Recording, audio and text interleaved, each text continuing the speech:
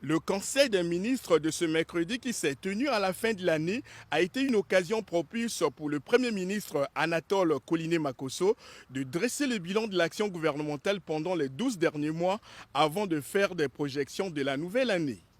Répondant aux questions des journalistes au terme de cette réunion qui a duré plus de 5 heures, le chef du gouvernement congolais a reconnu d'emblée que 2023 a été une année difficile marquée par quelques événements malheureux qui ont occasionné des pertes en vies humaines.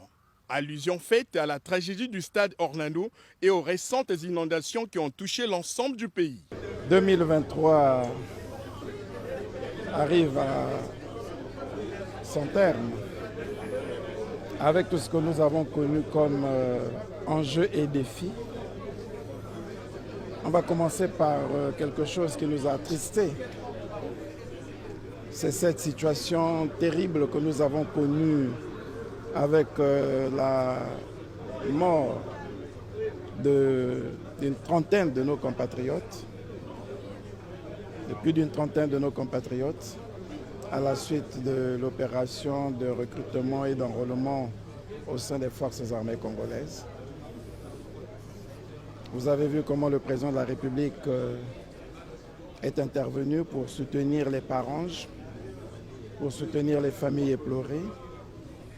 Il a trouvé les mots justes pour consoler chacun des membres des familles et comment le gouvernement s'est mobilisé pour apporter aide et assistance aux blessés et aux familles.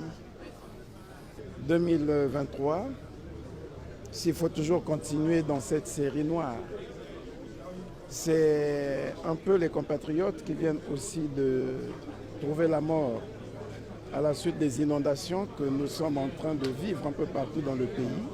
Au-delà de ce tableau sombre, 2023 a été une année de mise en œuvre de grands projets socio-économiques, notamment la route Ouesso-Pokola et le pont sur la Songa, dont les travaux ont été lancés en mai par le président de la République, Denis Sassou Nguesso. Nous pouvons aussi reconnaître que, oui, 2023 a été un moment de grande réalisation où des chantiers qui étaient totalement arrêtés ont presque repris. On ne va pas oublier que nous avons entrepris en 2023 les grands chantiers de réhabilitation de la route nationale numéro 2.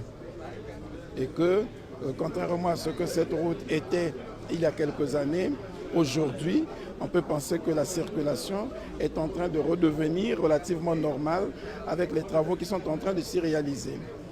On ne va pas oublier qu'en 2023, le président de la République a posé la pierre du pont sur la Sanga.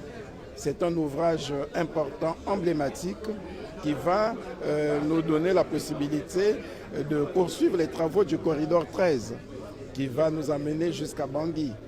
On ne va pas oublier que 2023, oui, nous avons matérialisé l'engagement du Congo dans la prise de participation dans la compagnie qui doit assurer, qui sera le développeur de la zone économique spéciale de Pointe-Noire.